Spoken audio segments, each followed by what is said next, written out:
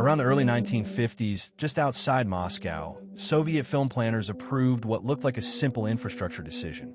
They needed space. Not a soundstage, not a back room, real space. Streets that could be damaged, rebuilt, redressed, and filmed repeatedly without shutting down actual Moscow neighborhoods or drawing public attention. Filming in live cities was expensive, unpredictable, and politically inconvenient. So instead of borrowing reality, they decided to recreate it.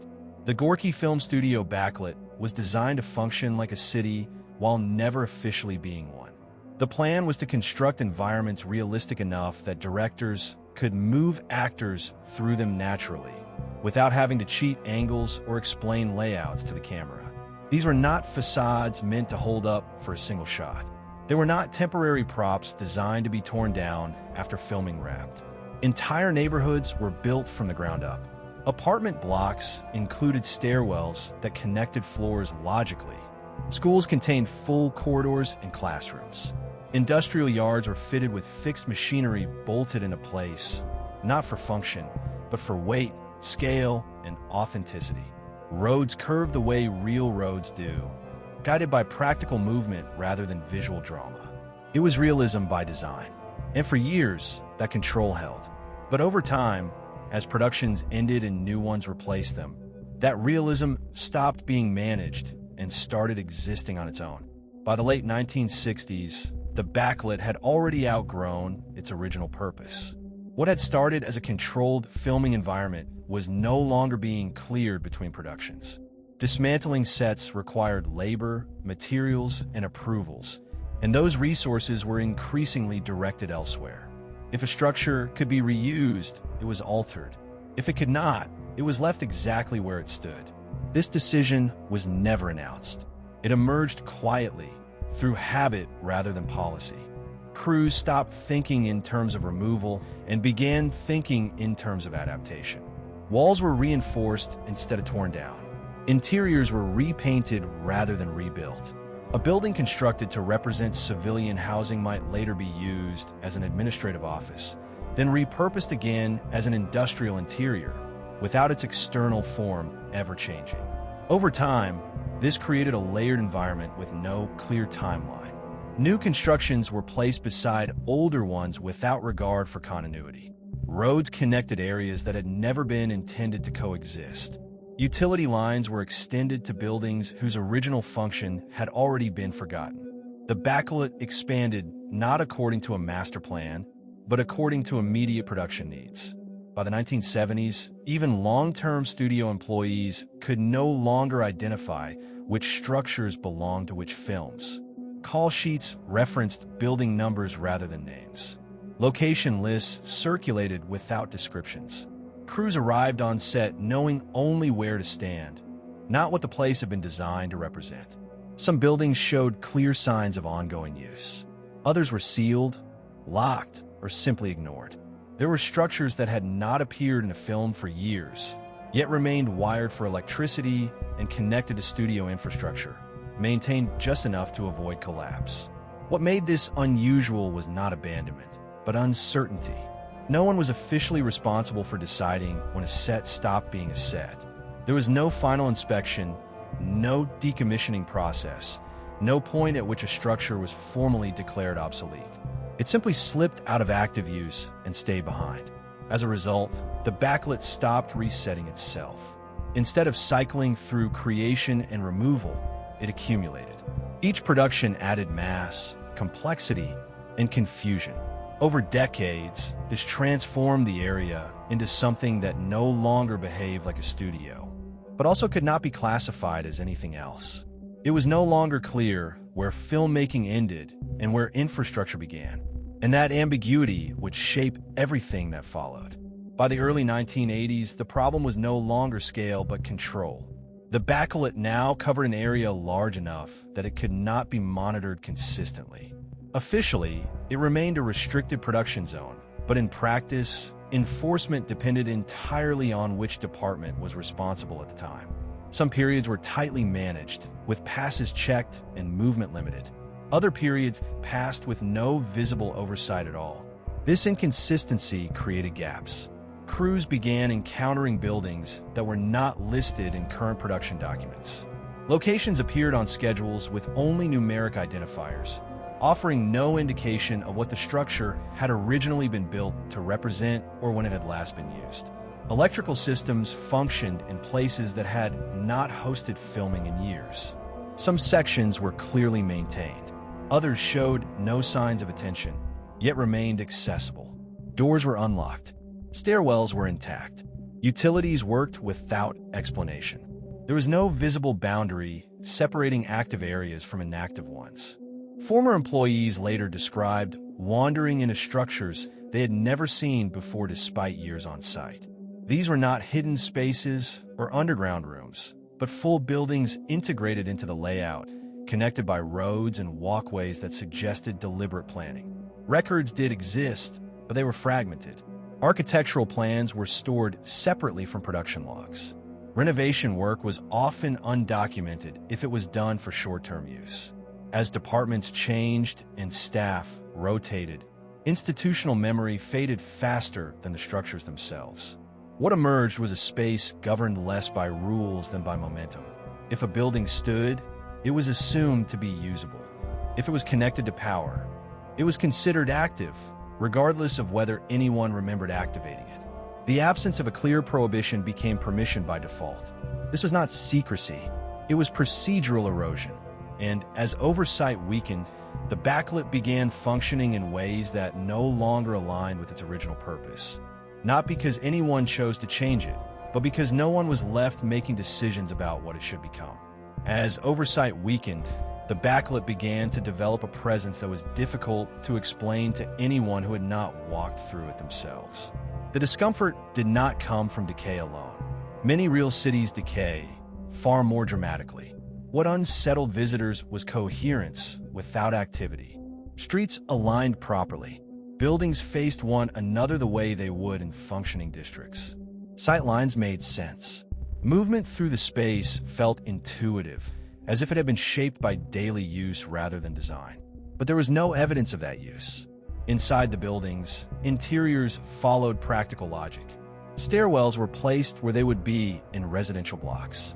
Corridors connected rooms in efficient sequences. Doorways were sized for regular traffic, not camera framing. In some areas, fixtures remained installed long after their last appearance on film. Not because they were staged, but because removing them served no immediate purpose. The absence of signage made orientation harder, not easier. There were no markers explaining what a building was meant to be. No labels distinguishing sets from infrastructure. Without those cues, the environment resisted interpretation. It neither confirmed nor denied its own artificiality. Employees who entered inactive sections reported a consistent sensation of misplacement. The space behaved like a functioning environment, but offered no social signals. No sound of occupation. No patterns of wear that suggested routine movement. Everything appeared paused rather than abandoned. Because the backlit had been assembled over decades, there was no single architectural style to read. Concrete structures from one era stood beside prefabricated forms from another. Renovations overlapped without alignment. The result was an environment that felt assembled rather than planned. Your attention was drawn not to any single structure, but to the absence of narrative. In real neighborhoods, buildings suggest purpose through context. Here, context was missing. The setting looked complete, yet refused to explain itself. The longer sections remained unused, the more pronounced this effect became. The backlit was no longer simply a place where filming did not occur. It had become a place that did not provide enough information to be understood at all. By the time the Soviet Union entered its final decade, the Gorky Film Studio backlit no longer fit cleanly into any category that existed on paper. It still appeared in studio records and remained structurally intact, but in reality, it had slipped into a space where no single department fully controlled it and no long-term plan defined its purpose. This was not secrecy or neglect by design. It was the result of systems changing faster than physical environments could adapt. As large-scale outdoor filming became less central to production, the backlit lost urgency without ever being formally closed. Maintenance continued unevenly. Areas still used received attention, while others were simply left standing, functional but unnecessary. The absence of a clear endpoint mattered more than abandonment. Buildings were not demolished or repurposed. They remained ready but unused, creating a place that felt prepared for activity that never came. What exists now is not a ruin and not a working studio, but something in between. A constructed environment that outlived its reason for being there, continuing to stand because no one ever decided what should replace it or whether it should end at all. If you had walked onto the backlit of the Gorky Film Studio in the late 1950s, you would have seen a flawless future. Vast sets of modern Soviet cities and heroic workers filled the frame, all designed to manufacture a dream of stability and progress. This was the heart of the Soviet propaganda machine, built to convince the world that the system was perfect. But while the cameras rolled in Moscow, a reality was unfolding 900 miles away that would never be allowed on screen. On September 29, 1957, at a secret nuclear facility near Kawai, a waste tank's cooling system failed.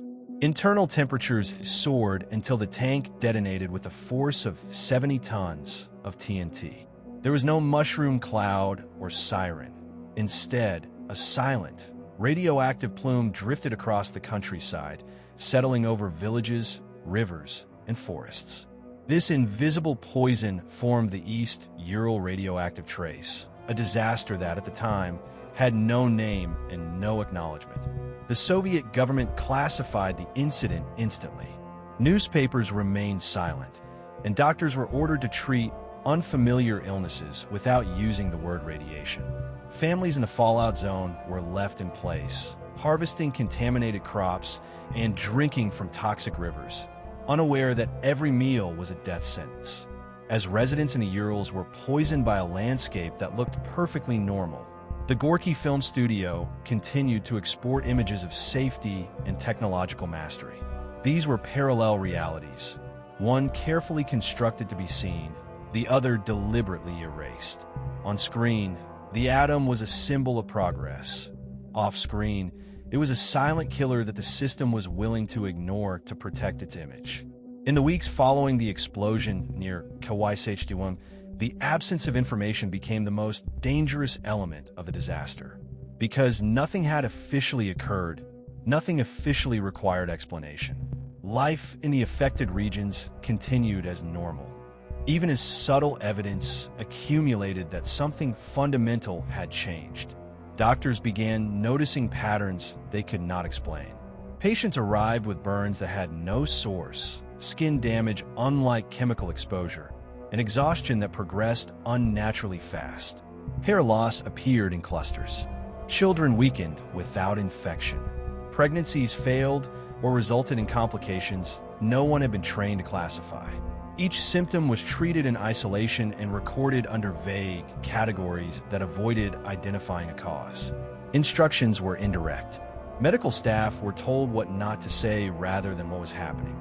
Reports moved upward into sealed channels and never returned, while those submitting them continued working without protection or explanation. Without an acknowledged cause, responsibility could not be assigned or challenged. Villages beneath the contamination path were not evacuated immediately. Some residents were removed months later with little warning and no explanation, then erased as homes were demolished, wells sealed, and village names removed from maps. Other communities remained occupied for years as radiation settled into soil, wood, and water, embedding itself into daily life. The Teka River became a persistent source of exposure. Radioactive material accumulated in its sediment and continued moving downstream long after airborne fallout settled.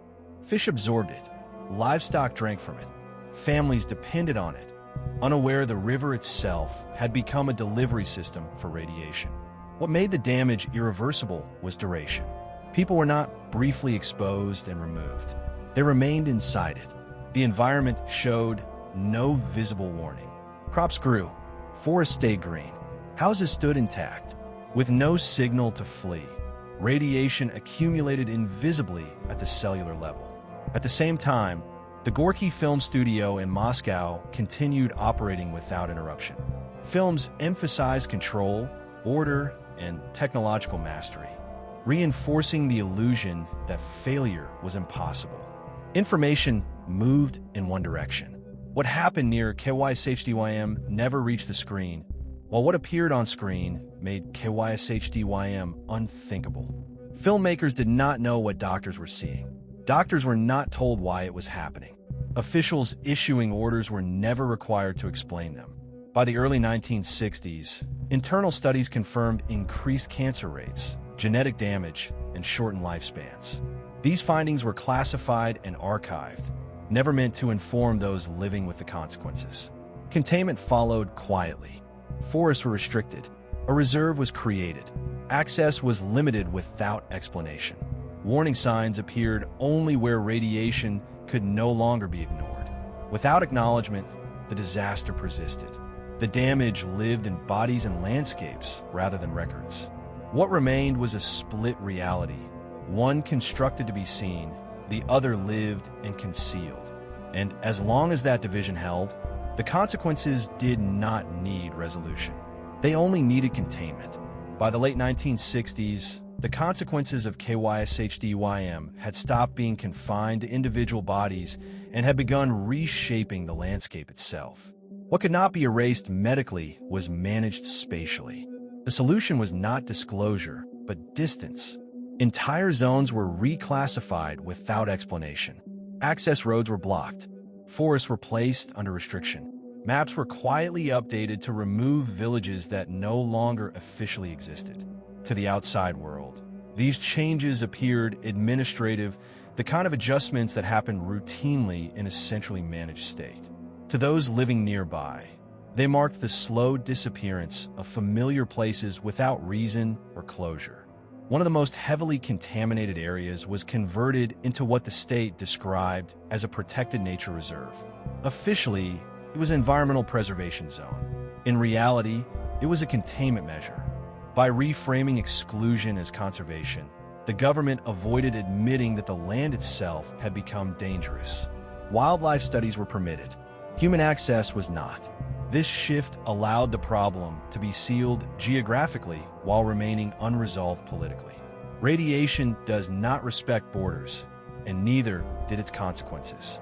People who had already been exposed carried damage with them when they were relocated.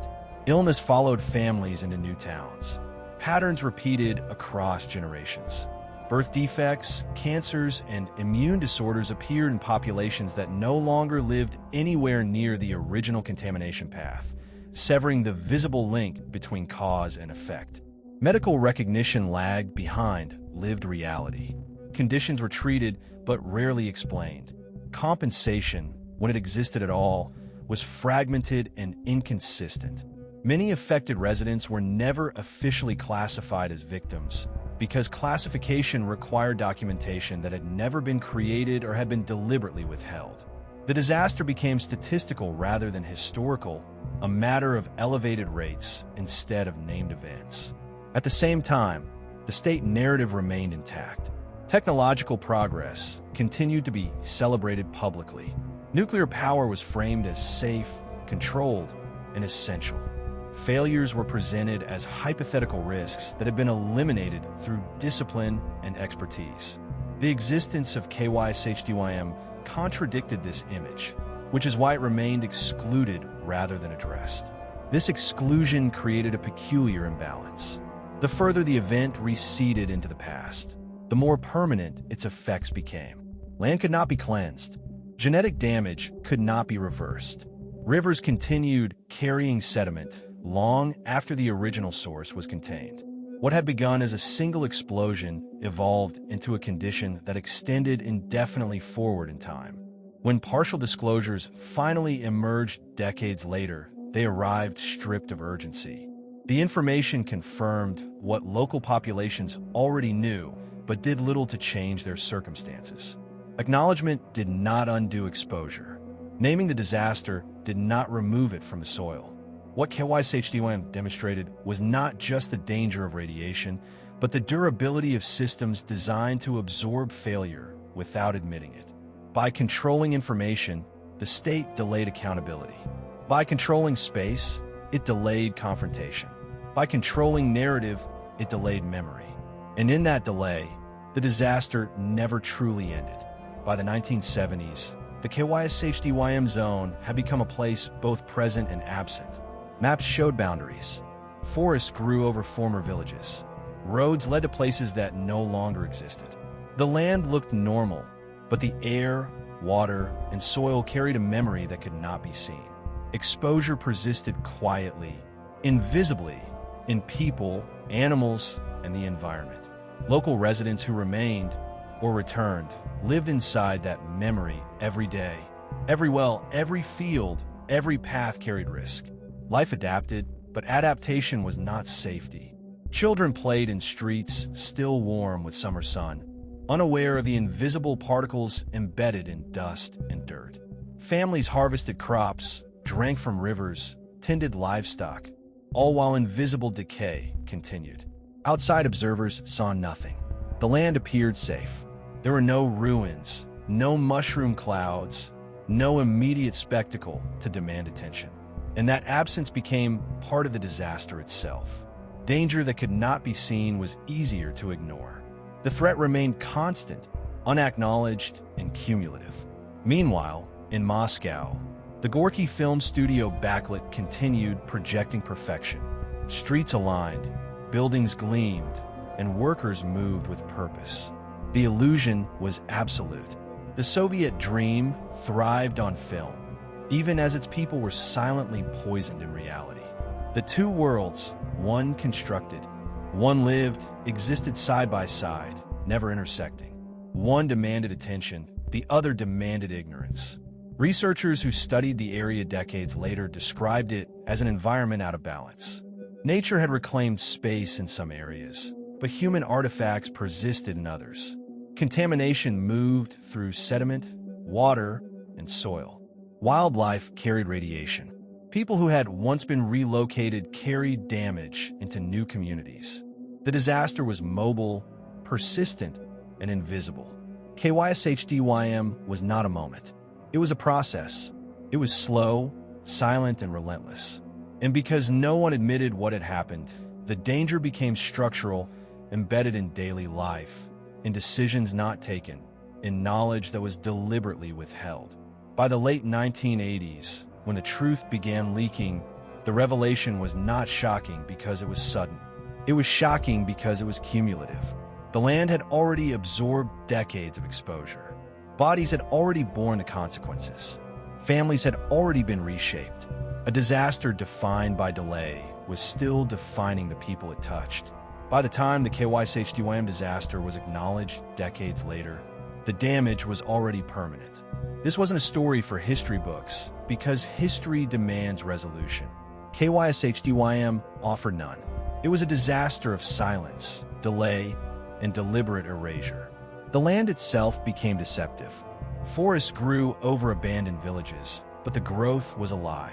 Soil was saturated with strontium 90 and cesium 137. Grass looked healthy, but radiation lingered, woven into the living tissue of the environment. Crops absorbed isotopes. Livestock grazed on invisible hazards. The Teka River, once a source of life, became a conveyor of contamination, carrying radioactive sediment into homes for decades. People were altered at a cellular level. Doctors diagnosed unfamiliar illnesses while being forbidden from saying radiation. They treated burns without fire, hair loss without cause, and filed every case into restricted archives. Administrative decisions were made to obscure responsibility. Village names disappeared from maps. Restricted zones were labeled nature preserves. Visibility was removed. Accountability was impossible. While this unfolded, the Gorky Film Studio in Moscow operated as if reality could be controlled by artifice. Cameras captured clean streets, disciplined citizens, and a future of technological triumph. Hundreds of miles away, The real world was fractured, toxic, and unmanageable. One world was framed for the camera. The other could only be endured. KYSHDYM was never spectacular collapse. It was methodical, invisible, and inescapable, written into the DNA of generations. When the truth finally surfaced in the late 1980s, it wasn't revelation, it was confirmation. The Soviet state proved one thing. You can edit a film, but you cannot recall the soil. In the late 1940s, the Soviet Union needed a place to test nuclear weapons, somewhere remote, controllable, and easy to hide. What they chose was a vast stretch of land in northeastern Kazakhstan, near the city of Semipalatinsk. On paper, it was described as uninhabited steppe. In reality, more than 1 million people lived within range. Villages dotted the plains. Families raised livestock. Children walked to school. Rivers ran through farmland. None of this stopped the site from being approved. The area was renamed Polygon, a technical term that made it sound empty, experimental, manageable. On August 29, 1949, the Soviet Union detonated its first atomic bomb there. The explosion was massive. A blinding flash, a rising fireball, a shock wave that shattered windows miles away. But there were no evacuations, no public warnings, no explanation. Residents were told a military exercise was taking place. Some were instructed to stand outside and watch. Fallout drifted silently over villages. Radioactive particles settled onto roofs, fields, clothing, and skin. People returned to daily life within hours, unaware that the dust clinging to them would remain inside their bodies for decades. This wasn't an accident. The tests were designed to measure blast effects on structures, equipment, and exposure on living populations. Houses were built, animals were tethered, and instruments were placed inside homes where people still lived. Between 1949 and 1963, over 100 nuclear weapons were detonated above ground at Semipalatinsk. Each explosion sent radiation directly into the air, then into nearby communities. There were no sirens, no emergency broadcasts, no official danger. The land looked normal. The sky cleared. Life continued, and that normalcy became the most dangerous part. After the first detonations at Semipalatinsk, the Soviet authorities did not treat exposure as an emergency, but as a variable. Instead of removing populations from danger, they adjusted observation protocols, turning entire communities into long-term data sources while preserving the appearance of normal civilian life. Radiation levels were measured carefully, but the results were classified, and the people generating those readings were never informed of what they meant for their health. Medical teams were dispatched to the region, not to warn or protect residents, but to document outcomes. Doctors recorded symptoms without context, cataloging patterns that emerged over time while avoiding any language that acknowledged radiation as the cause. Skin lesions, chronic fatigue, gastrointestinal damage, neurological decline, and reproductive complications were logged as unrelated conditions, each treated in isolation despite their obvious clustering around test schedules. Villagers were repeatedly exposed during different stages of testing, often without realizing a detonation had occurred. Explosions took place miles away, but fallout traveled far beyond the visible blast zone, carried by wind and weather into homes, wells, and fields. People continued farming contaminated soil, consuming produce and dairy that absorbed radioactive isotopes, and passing exposure forward through food chains that never broke. Children became one of the clearest indicators of long-term harm, although the significance of their conditions was deliberately downplayed. Developmental delays, immune disorders, and increased cancer rates appeared at levels far beyond national averages, yet were attributed to nutrition, climate, or genetics rather than environmental exposure. Pregnancies were closely observed, not to prevent harm, but to record outcomes that would later inform internal assessments of survivability. Despite mounting internal evidence, testing continued.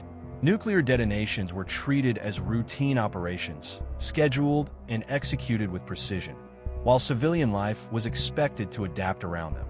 Residents were sometimes instructed to shelter indoors during tests, sometimes told nothing at all, and occasionally brought closer to observe blast effects under controlled conditions without understanding the risks involved. What made Semipalatinsk especially destructive was not a single explosion, but repetition. Exposure was cumulative, layered year after year into bodies that never had time to recover.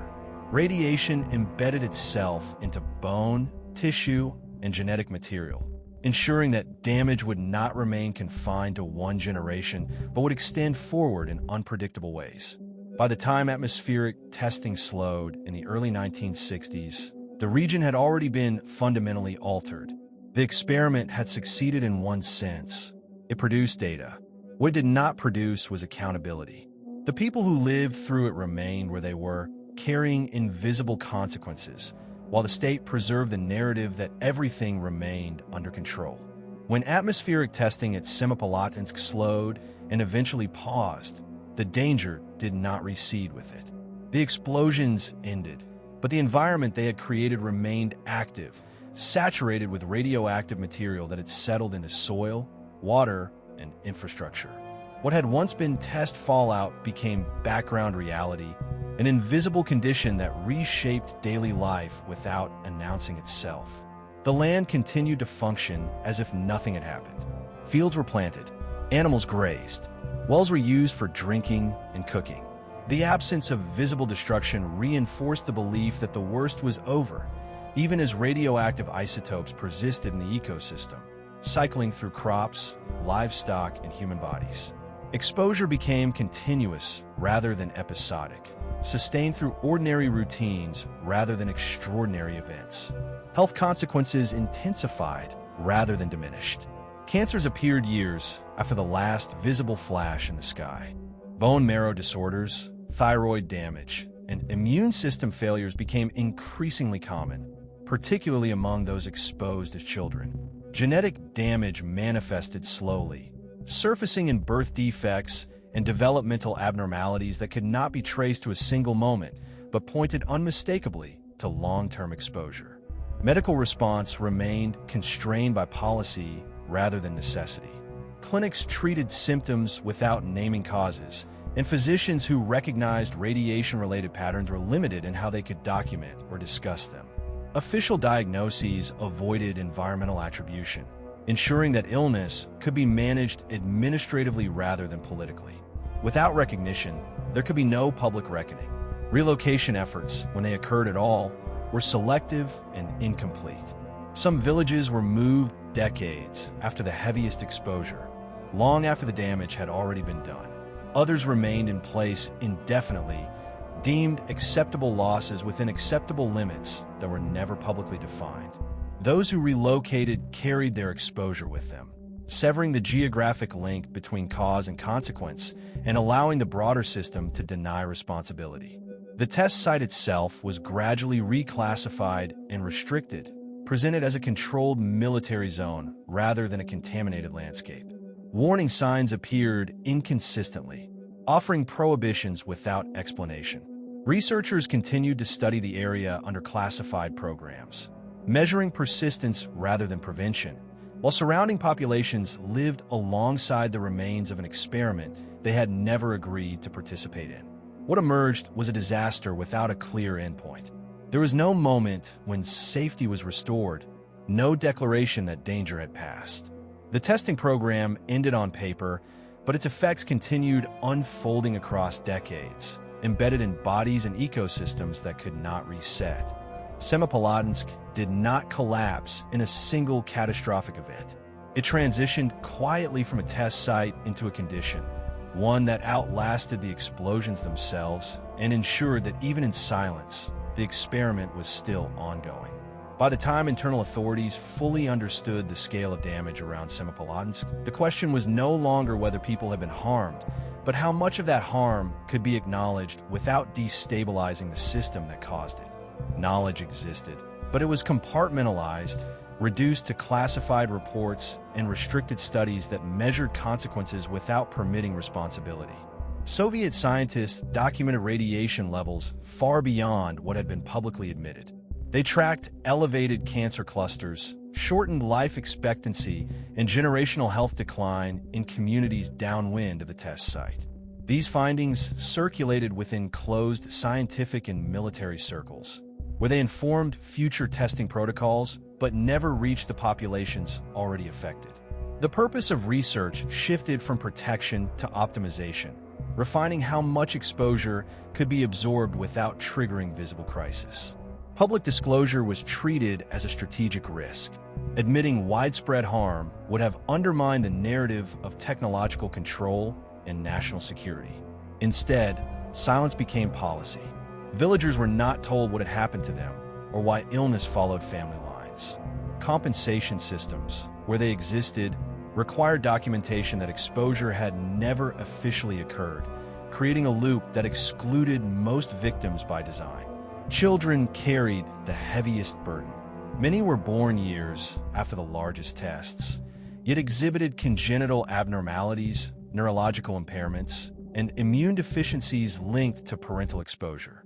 These outcomes were labeled tragic but unexplained, severing them from their origin.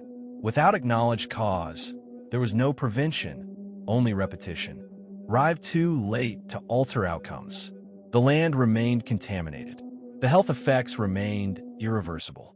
Recognition did not translate into restoration. International studies eventually confirmed what local populations had lived with for decades. Semipalatinsk was among the most irradiated inhabited regions on Earth. Yet even then, remediation lagged behind acknowledgement. Cleanup was selective. Funding was inconsistent. Entire communities continued living atop residual contamination because relocation was deemed impractical. What defined Semipalatinsk was not just the damage inflicted, but the structure that allowed it to persist. A system capable of measuring harm while refusing to confront it had proven durable. Silence extended the lifespan of the disaster far beyond the final test. And by the time the world learned what had happened, the experiment was no longer in the ground alone. It was in people, in families, in generations that would carry its effects forward without ever having been given a choice. When the last nuclear test at Semipalatinsk finally ended, the testing did not. The explosion stopped, but the environment continued the experiment on its own. Soil retained radioactive isotopes. Water carried contamination through daily use. Wind redistributed particles across land that still looked ordinary. Life resumed on terrain that had already been altered beyond recovery. For the people who lived there, exposure was not an event. It was a condition. Radiation did not announce itself, and without visible damage, there was nothing to flee from. Families stayed because they were never told they were in danger, and when they were told, it was long after the damage had already taken root. Semipalatinsk was not abandoned because it was unusable. It remained inhabited because admitting its danger would have meant admitting responsibility. The cost of relocation, compensation, and acknowledgement was considered greater than the cost of silence. What remains today is land that still measures abnormal, communities that still report elevated illness, and a history that was almost erased by classification and delay. The site is no longer secret, but its consequences are still unfolding. Semipalatinsk proves something uncomfortable. Disasters do not need to be sudden to be devastating. They only need to be hidden long enough to become permanent. If stories like this matter to you, if you're drawn to the place's history tried to bury instead of explain, then this is what we do here. Subscribe to Mr. Vile. Discover real dark and mysterious cases.